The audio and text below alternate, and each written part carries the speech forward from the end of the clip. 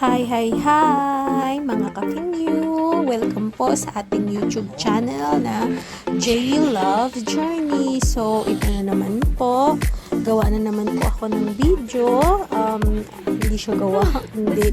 Last Monday po ito ng aking check-up na kung saan akala ko last check-up ko na. Yun pala ay hindi pa pala. Second to the last check-up po. So, dito po, nahapo po ako dito. So, ang nangyari is, ito po yung ultrasound ng Rohi namin. Yung time na to, bali, sobrang hapong-hapo na ako dito kasi pumunta pa po kami ng 5th floor para po sa observatory kung nakailang kick si Rohi. So, nanatili ako doon ng mga 20 minutes and na nakahiga lang and sobrang kulit at likot ng Rohi namin.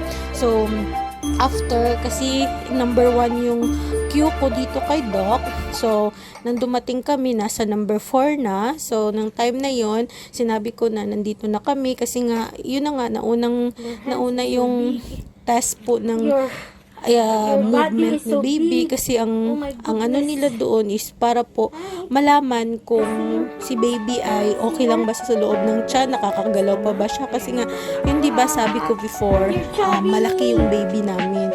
So dito tinitingnan ni Doc yung size ng ano niya, yan dito, ano yan, tiyan yan, body size na ni baby. So sobrang chubby na talaga si baby sa dito bandaw kasi yun ang body size niya. So tawang-tawa nga si Doc dyan kasi nga daw sobrang taba niya ni baby. So nasa ano na siya dito nasa 3.5 kg. Pero nagpapasalamat talaga ako kay Lord kasi nga kahit nasa 3.5 kg dito yung baby namin, sabi niya kasi dati almost nasa 210 grams o 250 grams yung paglalaki ni baby, yung every check-up niya sa akin. So ngayon, yung baby namin, nasa 100 grams lang yung paglaki niya. So sabi niya ulit sa akin na siguro hinihintay niya yung dada niya kasi yung papa niya, yung husband ko, pupunta po dito ng August 27, kundi ngayong Sunday na sana praying and na maging smooth lang po yung ano niya, yung tourist visa niya papunta ng Taiwan. And ito po chine-check ni Doc kasi gusto ni Doc makita yung mukha ng baby namin. At dito po, ayan, pinopos ko na talaga kasi ayaw niya talagang magpakita ng mukha. Lagi ko nga siyang kinakausap para mapakita niya mo yan. Dyan po, taenga po niya yan. So, yung laki ng taenga niya, actually, hindi yung taenga ko is padikit. Hindi po siya malaki. Pero yung taenga ng baby namin, natutuwa ako dito kasi sobrang laki ng taenga niya. Nagmana siya sa taenga ng papa niya. So, dito, nakuha siya. Sabi ko nga, tuwang-tuwa nga ako dito kasi sabi ko pa nga, wow baby, first time ko nakita ang taenga mo. Pero iniisip ko, parang maraming beses naman. Kaso lang, ngayon lang talaga nakita na malaki pala yung tenga ng anak ko. So, ayan, yung ulo niya. Hinahanap na ni Doc yung mukha niya. Ayan.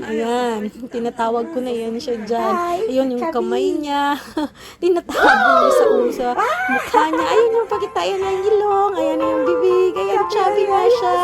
Dyan, tuwa si Linda, yung alaga ko, at saka si Doc. Dahil sabi, ayun, nag-yun pa nga siya. Ayan. Pinakita niya yung mukha niya. Ayan po, nakita niyo po. Ayan, ang tagilid pa sa side niyo pang nalalaman ng baby namin. Makapal talaga yung lips niya. Actually, excited ako po kung makita siya kasi nga parang yung alam mo yung mga reklamo na yun, tingnan niyo yung face niya, yung ilong niya, parang sa akin yata yung ilong nagmana, pero yung kabuuhan niya, yung chubby cheeks niya, yung lips niya, yung kamay niya, parang tingin ko, hala anak, ako yung magdadala sa'yo ng 9 months, tapos kay dada ka lang nagmana. So for me it's okay, basta ang importante po yung baby namin na safe siya and sounds na may deliver. Ayan lang po yung update ni baby. Salamat po. God bless.